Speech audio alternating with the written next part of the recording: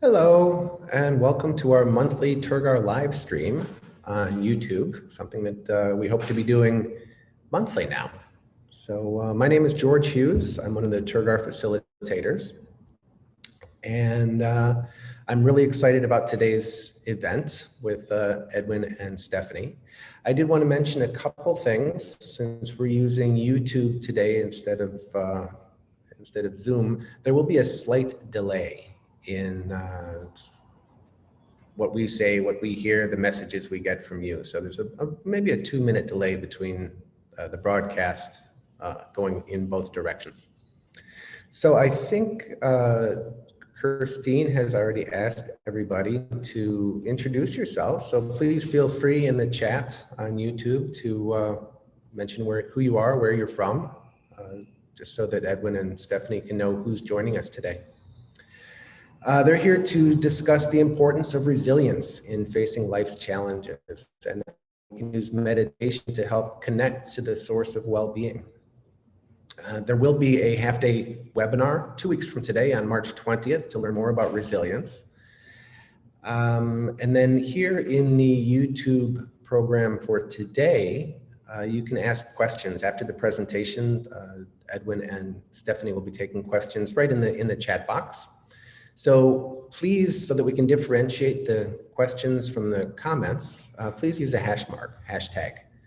You can specify hashtag ask Edwin and then your question, or hashtag ask Stephanie and then your question, or you can just say hashtag ask if it doesn't go to anyone in particular.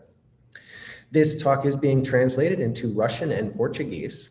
So in the chat box, you should see that Christine did actually put those links in there. So if anybody's looking for those.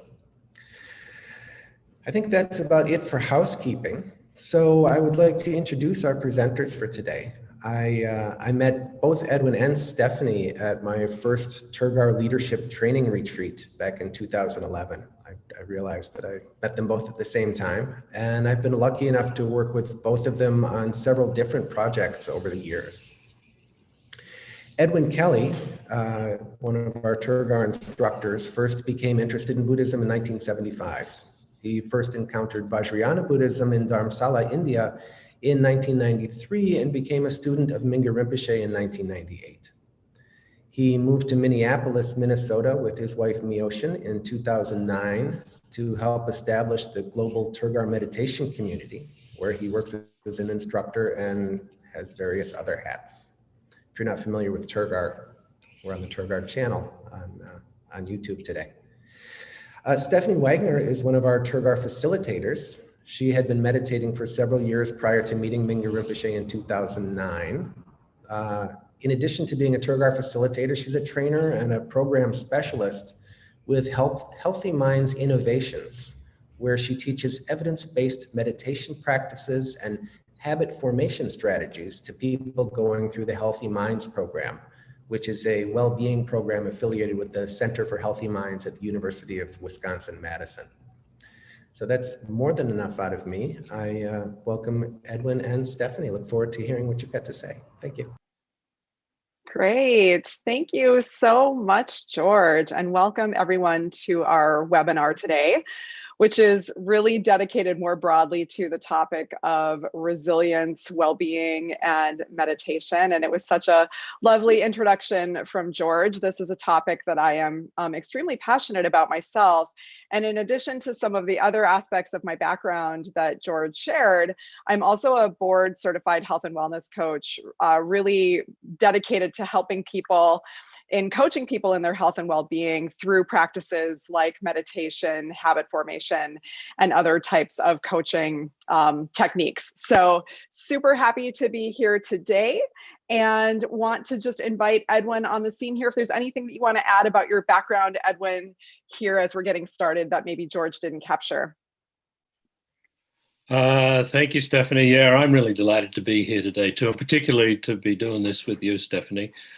We have a great connection that, as George said, goes back to the very early days of Tergar.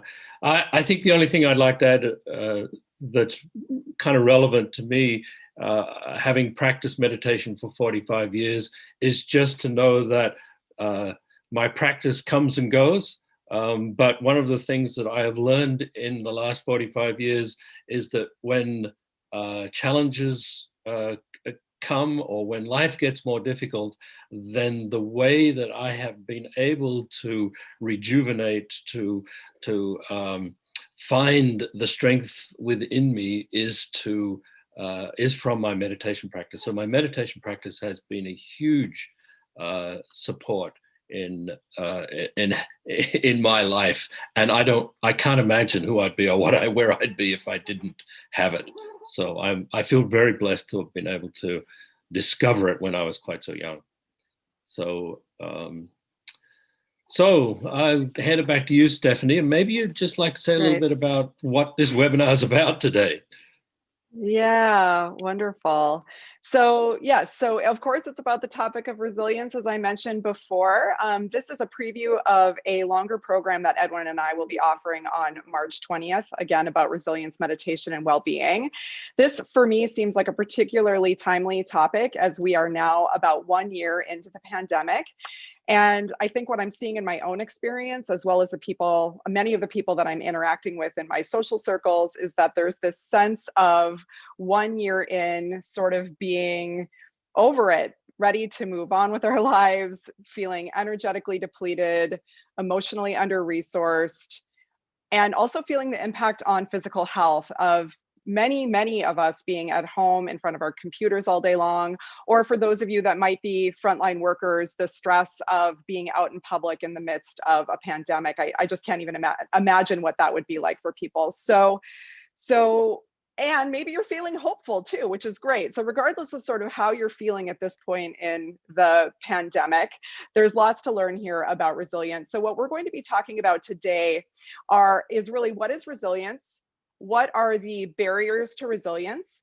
And then we will also talk about meditation as a path to cultivating skills that help us to have more resilience to face the ups and downs of life. As a reminder, for those of you that are just joining us, there will be an opportunity to ask questions at the very end. George is going to be capturing those questions in the chat.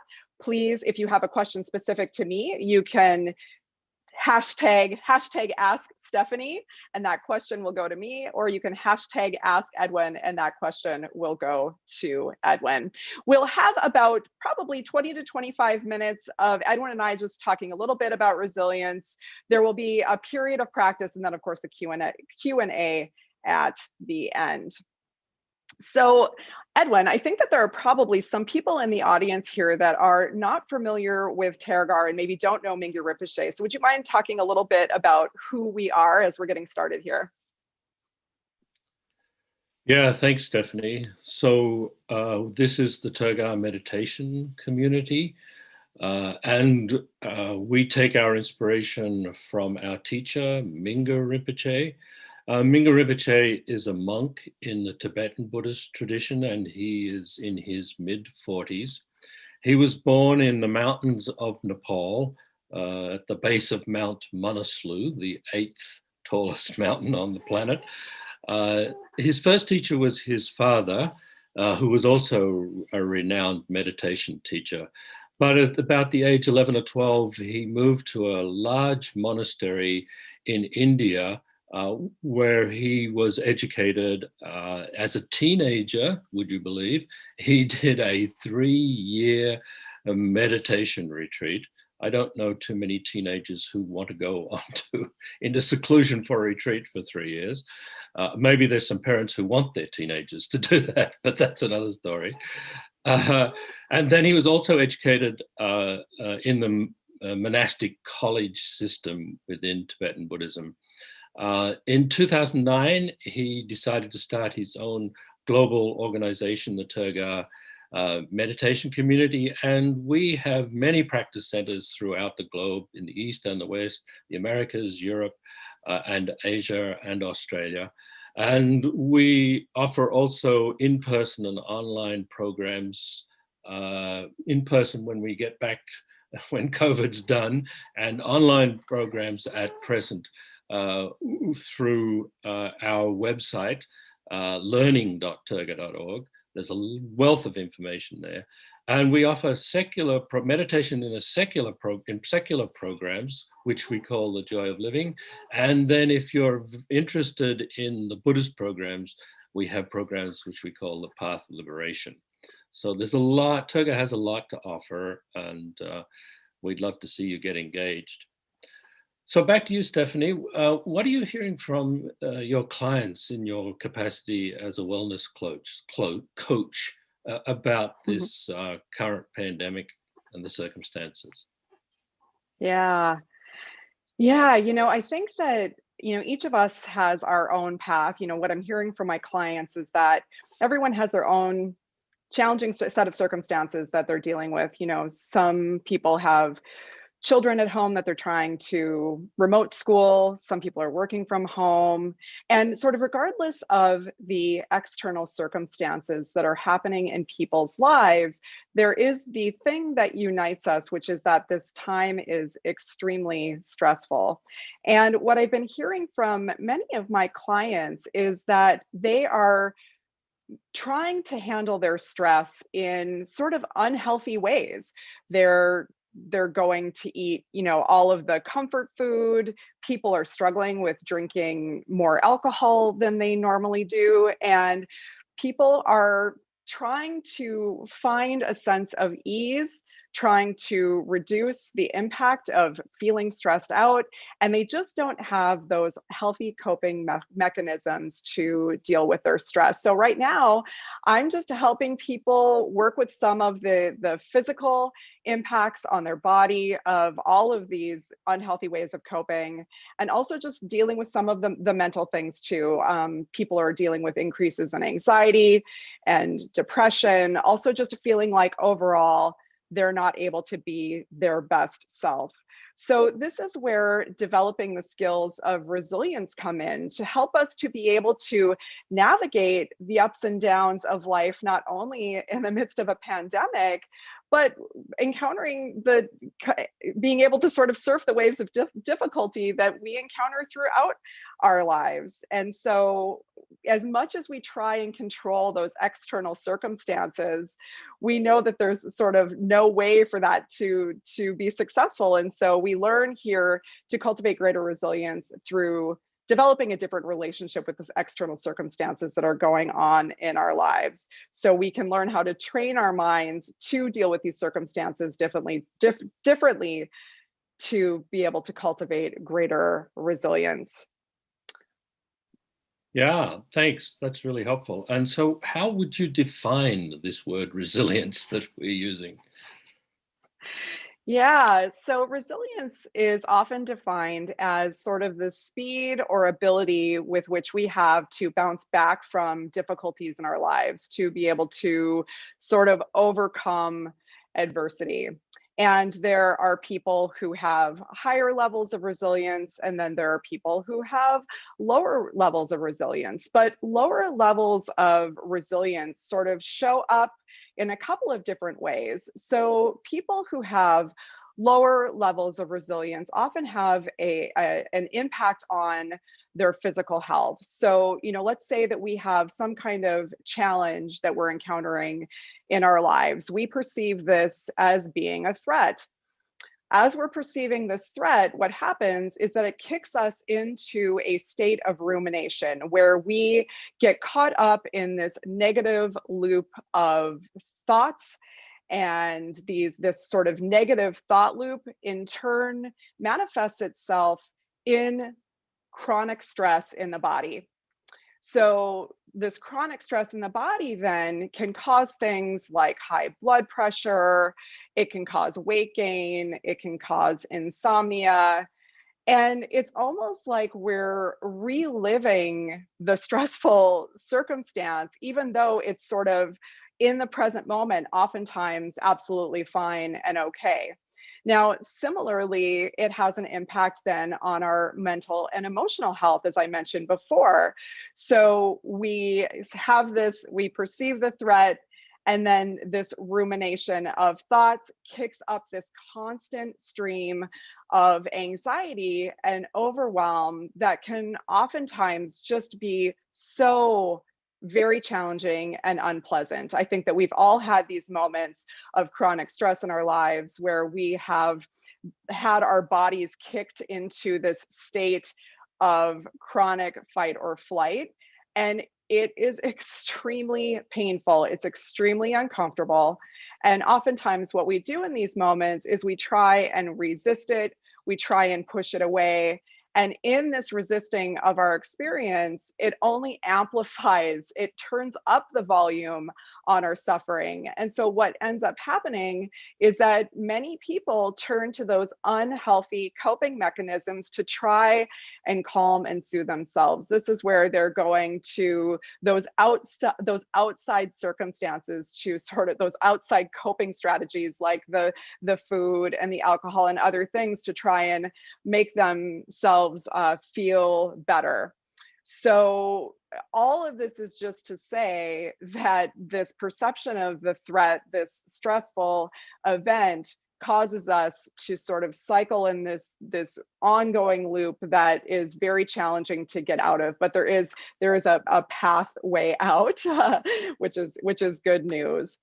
So part of understanding how to cultivate resilience is actually around understanding first the barriers to resilience. So Edwin, I'm wondering if you would be willing to talk about what is one of those barriers of resilience that we encounter. Yeah, thanks, Stephanie. That was great. So the first thing I would say is that one of the challenges is that we lack awareness. Because of all the reasons that Stephanie just stated, we are so caught up in avoiding our experience, when in actual fact, what we really need to do is be connecting to our experience, for us to get in touch with our hearts and our minds, our thoughts and our feelings, everything that's the gamut of our experience, we actually need to connect to it. And it's not just thoughts and feelings and what's going on around us, but it's also then our beliefs. What is the filter of our mind? What is our relationship to our experience? And so without connecting through awareness to what's going on, we don't really see what's there. We know we don't like it, and and our impulse is to just run away from it, but we're not really connected to it in a meaningful sort of a way.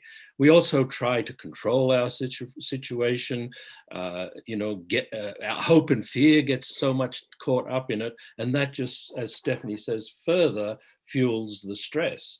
And then, of course, we ruminate. We get so caught up in the content of our mind, the stories we tell ourselves, or the stories that others tell ourselves, and we believe it. And those negative thought patterns rule our life. And what we really need to do initially, from the get-go, is to be able to just see all of this, engage all of this, connect to all of this through awareness. We need to know what's going on, first of all. Is there anything else, Stephanie? Yeah, I think another barrier to resilience is lacking compassion. And this can show up a couple of different ways. I think for people who have a strong tendency to criticize themselves or judge themselves during this challenging time where people are feeling like they're sort of not showing up as the best versions of themselves, this inner critic, this inner narrative can be very strong, and it can cause people to feel shame and depression. And so this is just one way in which we sort of lack self-compassion.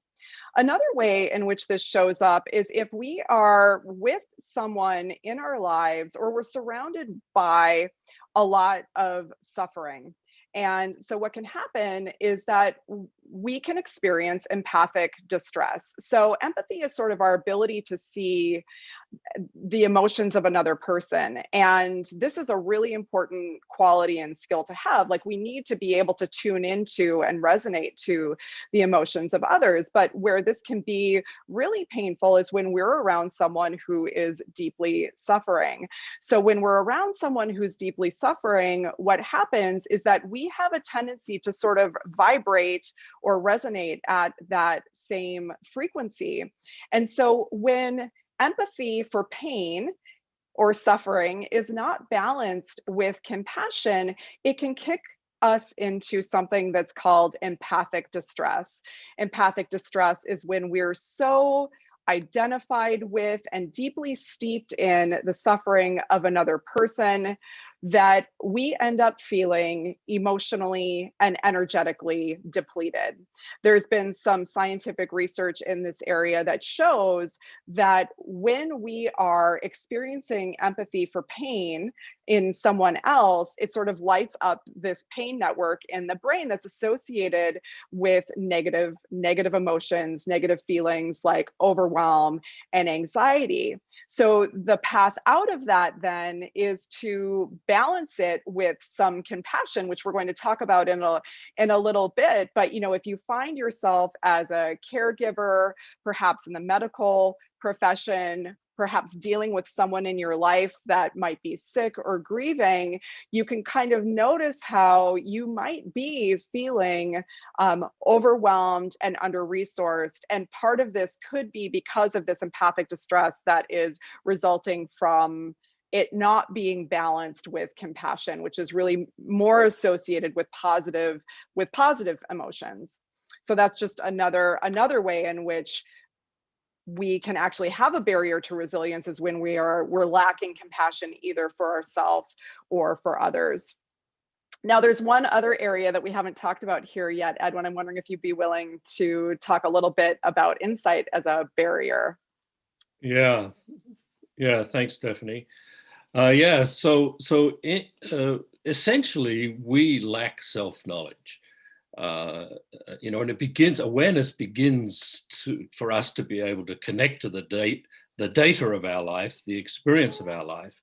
But awareness is not enough. We need to adopt a sense of inquiry or investigation into our experience. We need to examine what's going on and to ask the questions, is the way I'm seeing my beliefs, my perceptions, in alignment with how things truly are? Or am I misperceiving my reality in some way? Does the way I understand my world align with reality, I think, is the big question. One of the biggest things that bothers us is change. And we resist change so, dramatically. I mean, nobody likes change. And change can, then there's the two sides to how we respond or react to change. If we're experiencing some difficulty, one of the first things we assume is this is going to last forever. I will never be able to be rid of this, horrible problem I'm in. But there are big life events, like losing a job, death of a loved one, a major disease. These sorts of things are really, really tough. So when we're in the midst of it, it can seem overwhelming. But I met a guy many years ago. He had tattooed on his wrist, "This too will pass." And I thought that was a great response to this, just being able to know that change is normal, change is inherent in our life circumstances, and being able to accept that and go with it. It may not mean that our experience is any better. And then the flip side of that is when we're experiencing, positive things, good things, when we fall in love or we get a new job, we get married, we want this to last forever, and we always, when we have phrases like when the honeymoon is over, this is the way we can get more aligned with the fact that change is part of our life. And then finally, I would say we tend to identify with our experience. We create this story that this is me, this is my problem, I, me, mine. Becomes such a strong theme in the way we relate to our experience. And I, me, mine, this clinging to, this grasping to our experience, the identification and the appropriation of our experience is one of the major causes of our suffering.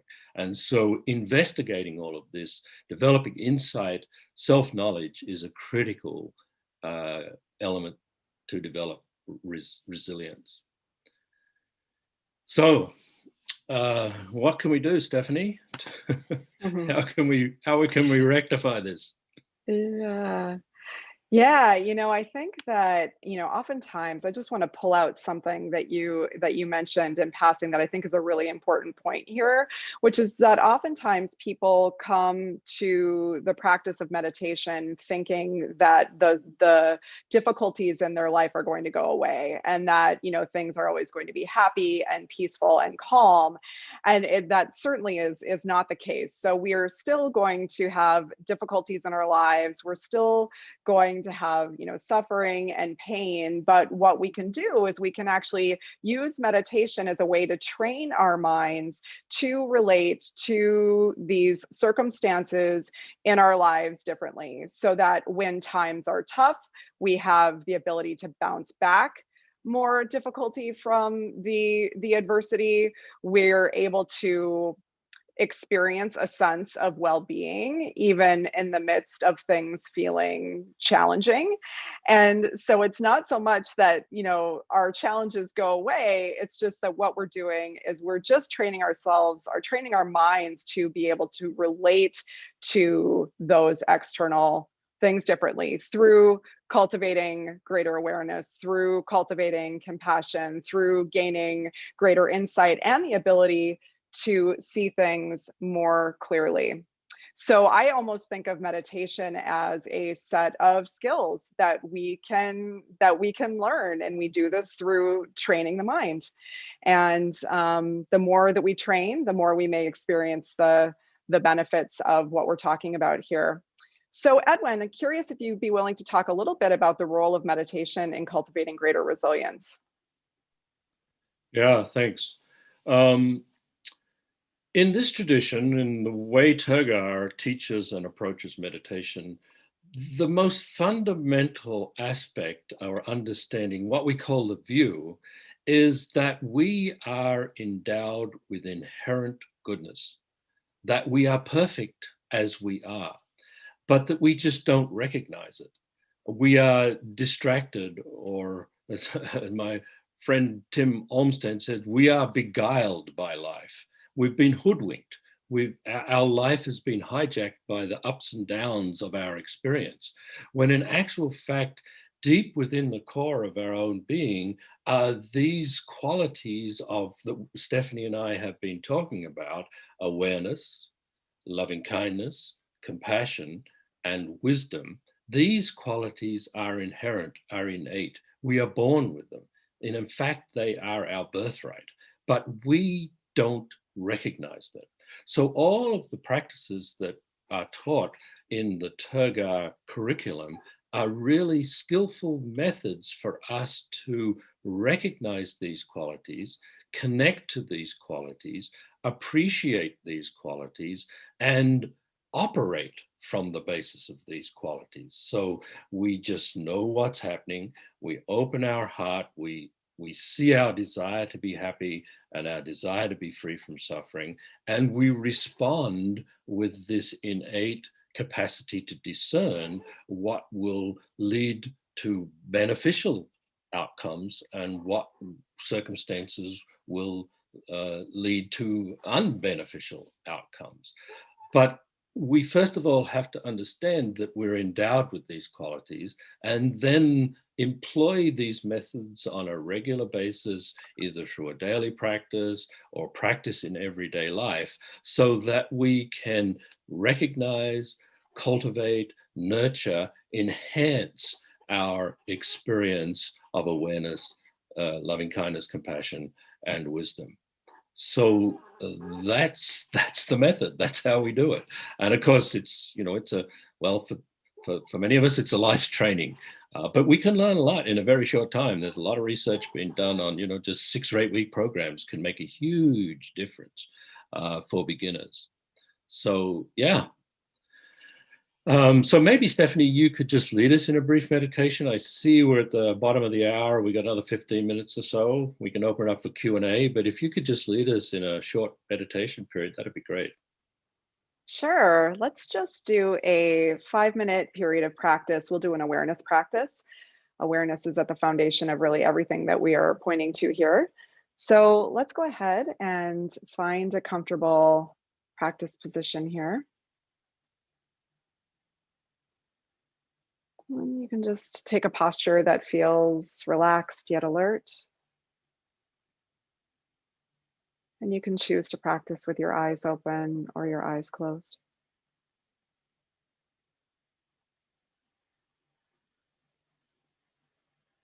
And take a couple of slow, deep breaths here if this feels good for you.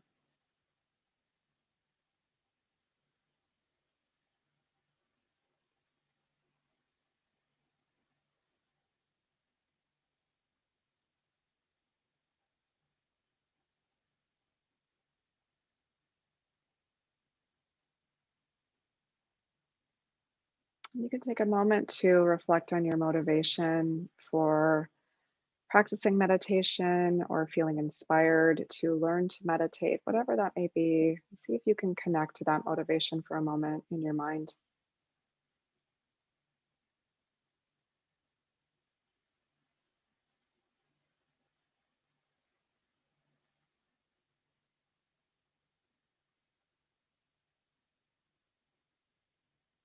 And see if you can cultivate a motivation that extends beyond your own well-being, but being beneficial to the well-being of others. That we're practicing to have a positive ripple effect on the world.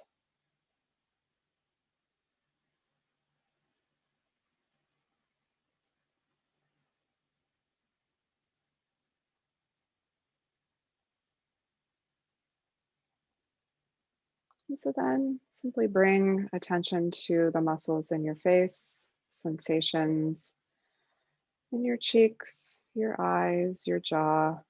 Simply notice whatever's happening here.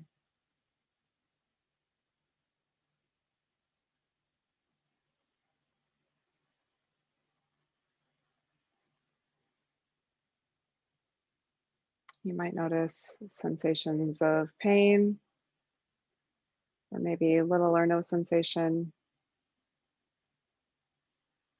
Simply know whatever sensations are occurring in your face, in your jaw.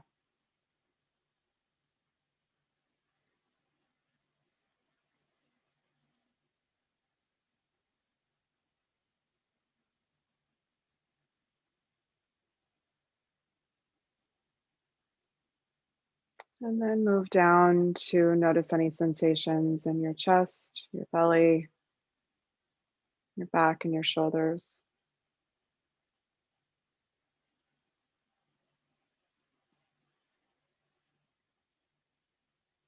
No need to create an experience that's different than the one you're having. Simply noticing those sensations in the body.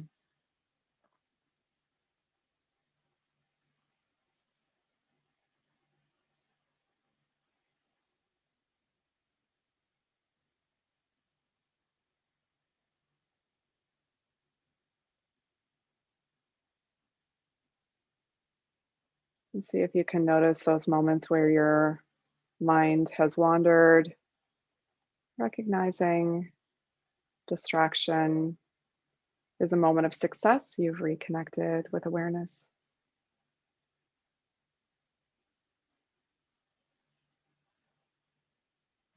And then bring your attention to the lower half of your body.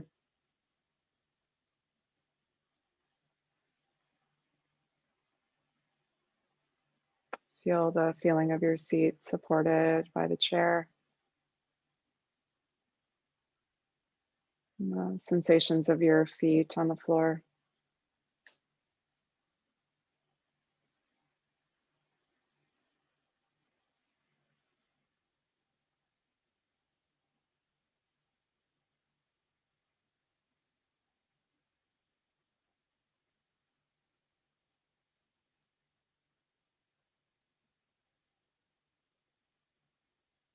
And then you can let go of any effort and see if you can just allow the mind to rest here.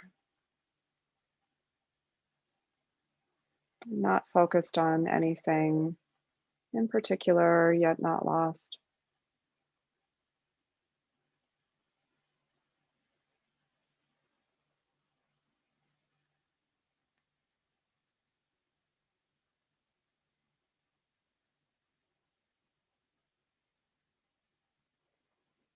And if your eyes have been closed, you can open your eyes.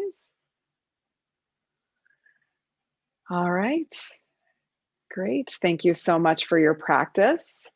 We will invite George on the scene here to see if there are any questions. And again, for those of you in the audience, if you haven't had a chance to ask your questions yet, please feel free to do so in the chat. Hashtag Ask Edwin, hashtag Ask Stephanie, or just hashtag Ask if you have no preference as to who responds. And we will take just a few final moments in closing here to answer some of the questions. Oh, that was wonderful. Thank you, Edwin. Thank you, Stephanie. We do have a few questions. One of them is, well, actually a couple aren't addressed to either one of you specifically. So first one, how to balance awareness and rumination. There are times that I can watch the intrusive thoughts, watch the anxiety, and it can bring up a lot of rumination of past patterns. How do I balance? Yeah. Meditation with thoughts and emotions requires considerable skill and practice. But in the Joy of Living programs in Tergar, we teach you how to use thoughts and emotions as support for awareness. But it's so easy for us to get caught up in our monkey mind. It sort of just grasps hold of particular things and runs with it in challenging sort of ways. So first of all, we need to bring awareness to what's going on, like we mentioned earlier. We need to practice compassion for ourselves. We really need to watch if we're beating up on ourselves about these patterns and so forth. So we need to open our heart to care. Self-care is critically important in this. And then with increased insight and understanding, we can see how these patterns, we get caught in these patterns, and with increasing skill, begin to identify the pattern and cut the pattern off, basically, or choose not to go down that path. But it's very, very challenging. And so all three together, awareness, the loving kindness, self-care, self-compassion, and examining how we reinforce these patterns can be really helpful. But I don't want to give the impression that it's easy. It takes time and skill and practice. We need to learn how to do it, practice it regularly, practice it daily, and slowly you will see things will change. You know, a lot of people who have come to me and have learned meditation, come to Tergar, it's amazing to watch the transformation in their minds over time. It's really, really amazing how meditation can help transform our relationship to our experience. And I think I'll just add here too, you know, the way that I think about rumination versus awareness of thoughts is that rumination, in my experience, you're really identified with what's happening. There isn't that space to watch the thoughts as they're sort of passing through. So just as Edwin said, to be able to cultivate the skill of just seeing the thoughts, that constant stream of automatic thoughts that are going through the mind. And if it feels workable to you and it doesn't feel too sort of stressful or anxiety producing, to just watch the thoughts. And if watching the thoughts isn't available to you, perhaps then you redirect your attention attention and you just work with something else that feels more supportive to you in that moment. So maybe it's compassion, as Edwin was saying, but maybe if you're aware, if you're working just with awareness practices, maybe it's that you're just working with another support. So sometimes thoughts aren't easy and workable in the moment, and we just have to use sort of the wisdom and our own experience to know whether or not it's something that we feel like we can sit and watch in the moment. Thanks for your question. Thank you. Thank you both. We've got one other question that is not addressed to anyone specifically, and then a few specific ones. So this question, what could be the reasons for low resilience in some and high resilience in others? For instance, why do many times crooked people or bad people have high resistance, and it seems that humble and good people have low resilience?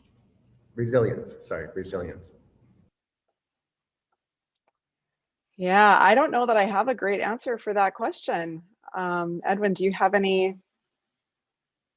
I mean, I think certain people, you know, we're born with certain capacities, you know, the way that we're showing up in our lives are impacted by experiences. You know, some people have a lot of trauma in their background, which oftentimes can make people more sensitive, a little less resilient. And so if work hasn't been done, perhaps in areas like therapy, you know, I think that resilience could continue to be low. So I think part of it is just like, what are the things that have shaped us as we have, you know, grown up into our adult lives?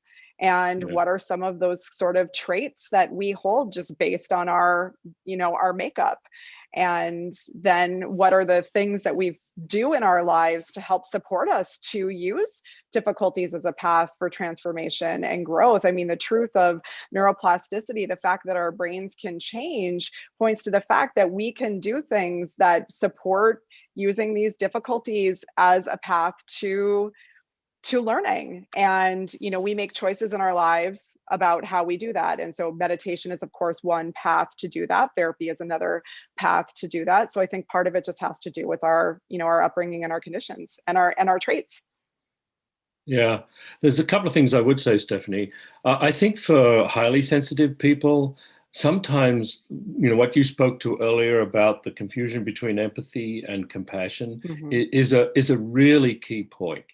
And can be hard to understand because when you're a highly sensitive person, you're very sensitive to stimulus and very easily overwhelmed by stimulus.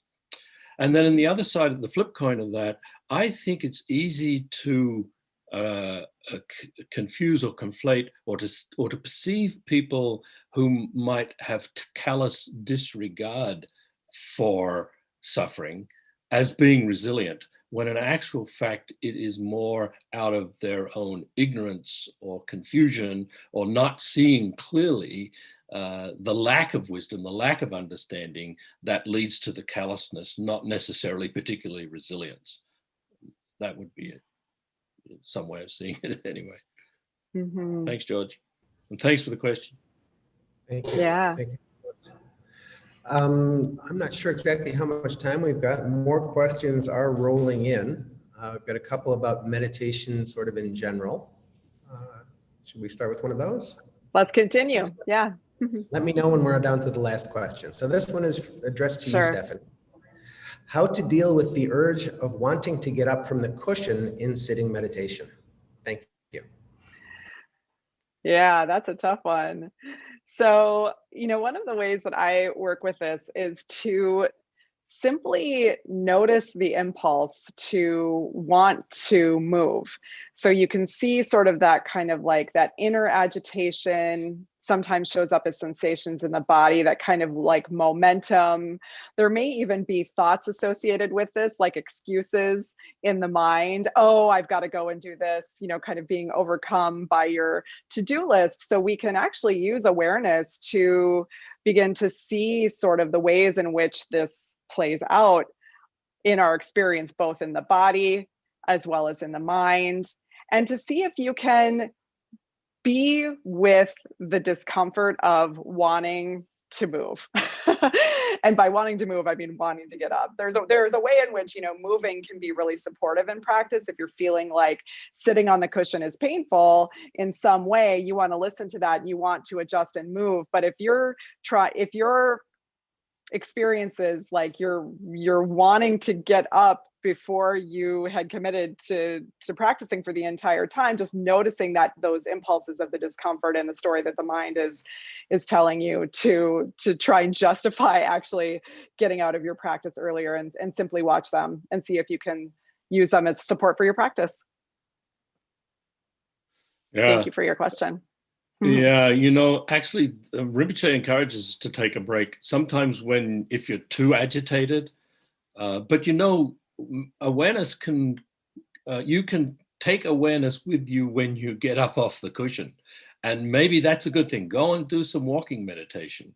Go and do some physical movement. Do a yoga or something. Just find some way to dissipate that agitation, but do it mindfully. Do it with awareness. I think can be really helpful too. Yeah. That's great. Thank you. Very, very helpful. One for Edwin. Can depression be overcome through mindfulness meditation, like The Joy of Living by Mingyur Rinpoche? And how do I work with the lack of motivation getting back into life as it addresses resilience? Yeah, I think depression is one of the most complex and difficult issues with mental health of any of them. And, I'm not a psychologist or a psychiatrist. I don't pretend to know the answer. Meditation can definitely help for anything. And, we talked about awareness, compassion, wisdom. But I would caution that we might perceive meditation to be the panacea, to be the solution that I've been longing for or looking for, particularly if you've suffered with depression, like for a long time and it's chronic in some way.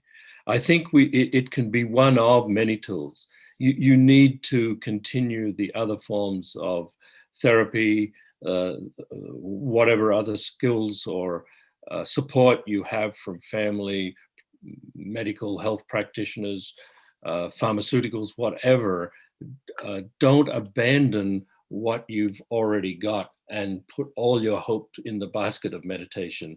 I think that a lot of people often think they can do that, and I've never seen it work out very well. So I think it's a matter of just bringing meditation in as another tool to bring greater awareness to my situation, and to help bring more self-compassion, and hopefully, slowly, the insight, as we examine and explore more closely, will help us understand our and give us the motivation to break out of the struggle of depression.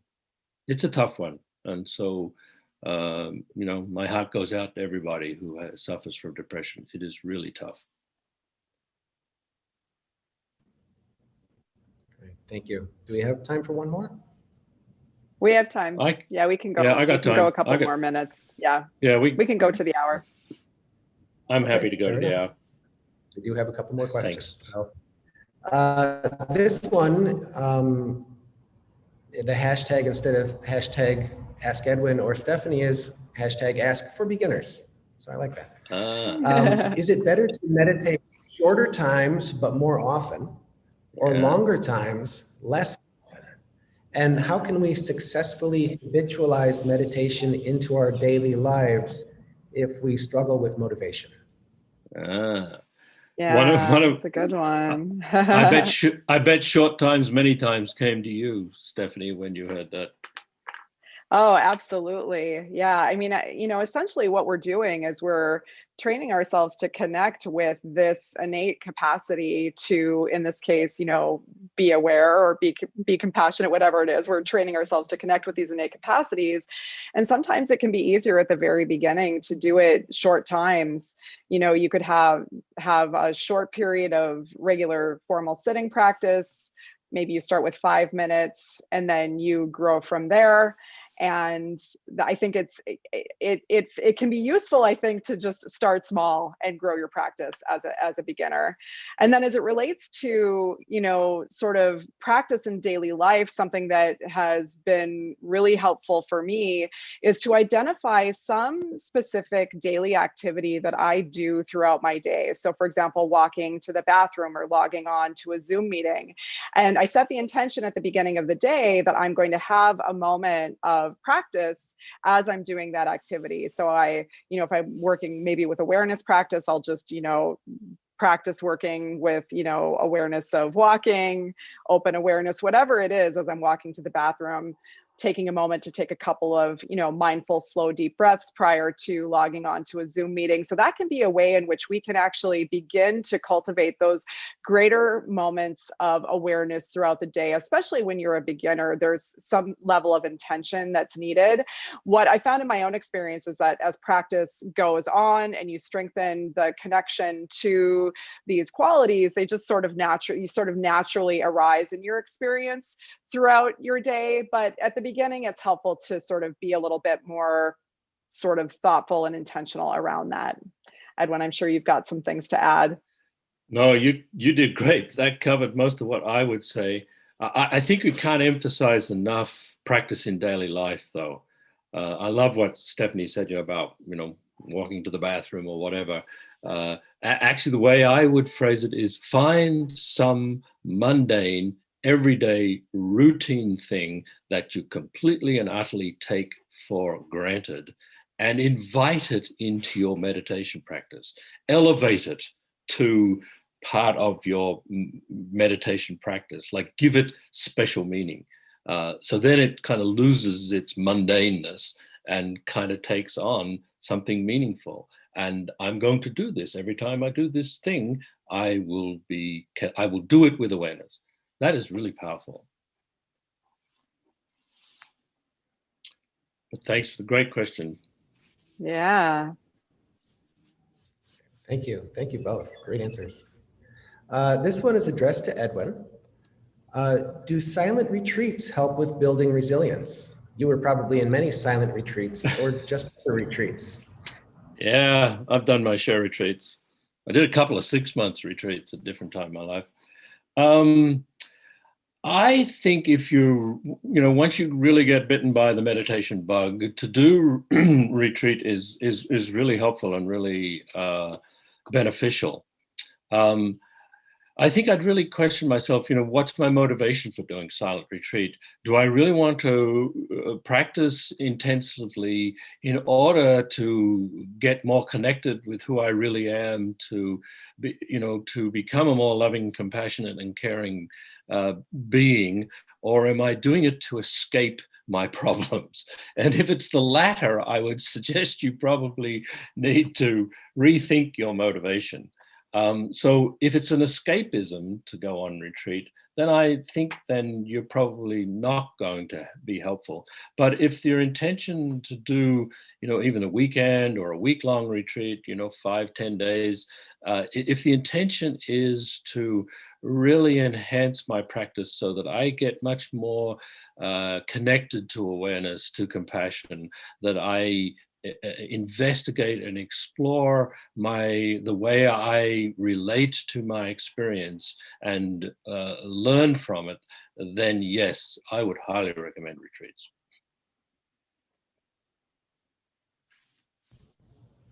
Great, thank you. Thank you. And one for Stephanie. How can we handle the fear that meditation will not work for us? Yeah, that's a good question. I think that to actually just get a taste of the experience for yourself, to try and, at least practice a little bit and get a taste of the experience of meditation free from expectations. We can come into practice with a lot of expectations of what it's going to do for us, and to sort of let that go and just to get curious. So I think part of it is just entering into practice with this like spirit of curiosity, not making any assumptions of what it's going to do or not do for us, but using meditation as an opportunity to get curious. We get to know ourselves better. We can see our habits of thoughts. We can see our habits of emotions. We can see, when we get more into insight practice, we can see the role of beliefs and perceptions and how that sort of creates a filter through which we see the world. It impacts the way that we show up. So I think, the invitation would just be to see the fear as maybe a healthy skeptic, right? And then you can try and see if you can just let go of the expectation, get curious, and just be like, you know what, I'm going to see if I can practice meditation a little bit to get to know myself better. And then you get to see for yourself whether or not it's a practice that you want to continue with. I by no means think that meditation is going to be employed by every single person. And some people, it's not for them. So I think here, the invitation is to get curious about your own experience, and you can see for yourself how it works for you. Well, one of Mioshin's teachers once said, treat it like a scientific experiment. Yeah, I love that. Yeah. Great. Thank you. Thank you. These are so good. I'm really enjoying this. Great questions. I'm really enjoying this. This one is not to address to anyone in particular. The question, when I have suffering like frustration or neediness, I meditate frequently. But when I do not feel suffering, I forget to meditate. How can I deal with my dependency to suffering for motivation? I think they're explaining my practice. This has been the story of my life, certainly for a long time, was to like, I feel good. Why should I meditate? Life is good. I don't know. Where's the motivation? And then, when all of a sudden stress comes into my life, or things don't go the way I want to, then I'd go back to the cushion. And that's fine. I mean, if the motivation is to get to the cushion is because you want to alleviate your suffering, that's a good motivation. It's not a problem. And I think just with time, I think it's a natural thing too. When we learn to meditate, we just cycle in and out of more motivation, less motivation, or why should I meditate today? It's my day off, whatever. That's fine. But I think over time, as you practice more and more, you begin to realize just how critically important it is. And it just like becomes part of who you are and part of your life. So I wouldn't worry too much about it. I think just to add from something that I've been doing is really just thinking about like why meditation has been something that I even want to do. Like, why is this important to me? And I do this practice when I'm actually laying in bed in the morning, and I'll just think about like how I want to show up in my day, what's important to me, how can I kind of bring these things to the forefront of my experience, my values, of generosity and compassion, and really looking at meditation as a tool that supports me in being able to sort of be the way that I want to be in the world. So that kind of morning time intention setting practice has been key for me in working with that kind of thing. Great, thank you. Do we have time for one more? And call it a day? One Last more? question. Sure. Last question. This one is a Stephanie, but I'm sure if you want to weigh in, you're more than welcome. Could you please elaborate a bit more, Stephanie, when you said be with the discomfort when we're working with fear, anxiety, etc.? Does that mean watch the feelings, the sensations, the thoughts, etc. happening? Thank you so much. Yeah, thank you. Thanks for asking that question. It's an important one.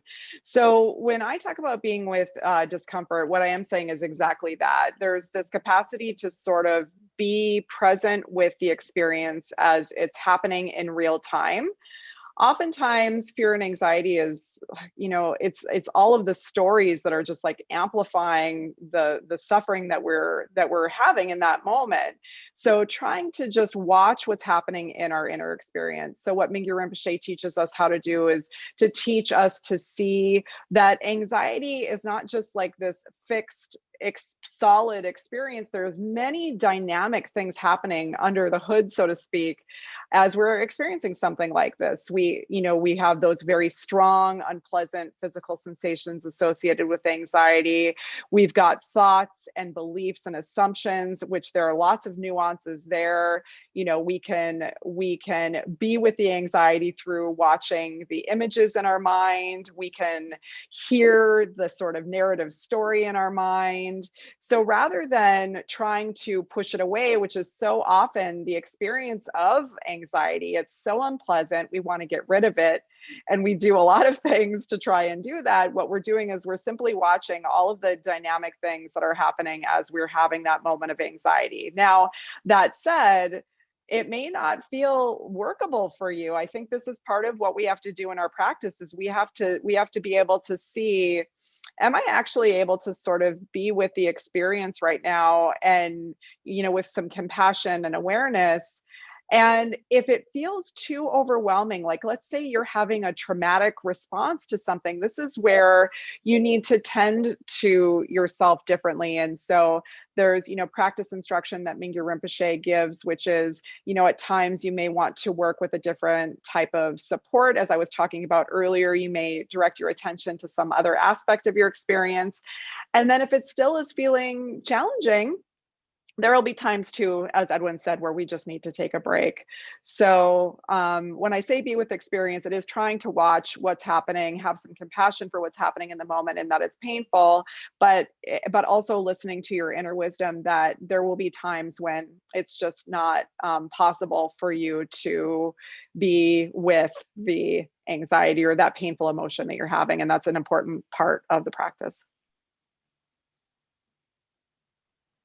Well said. Thanks.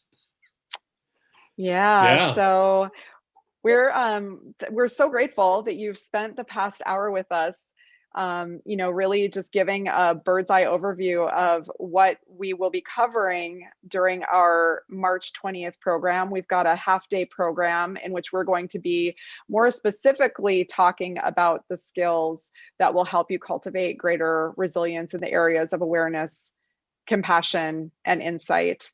And it will be a blend of teaching and practice and Q&A, very similar to what we did today, but a much deeper dive talking about also practically how to bring forth these practices into your daily life. So thank you everybody for being with us today. Thank you, Stephanie. It was a delight. And also thank you to George and Cindy and Kirstine and everybody else that's been working behind the scene to make this possible. And we look forward to seeing you at a Tergar event sometime in the near future. Thanks, everybody. Great. Thank you. Thank you so much. Thank you. You guys covered pretty much everything I was going to say. I just want to take a quick moment to thank Edwin and thank Stephanie, the translators, everybody working behind the scenes has already been covered. And a quick reminder, I think that Cindy just put up a slide for the next event with Stephanie and Edwin. And Stephanie went over that quite nicely. So for more details, the only thing I think we're missing from the slide is where you can find information. So that's at events.tergar.org. And I think Christine might put that in the chats for YouTube or a link there for you. And thank you so much for joining us. We look forward to spending time with you again soon. Take care. Bye. Thank you. Bye, everyone.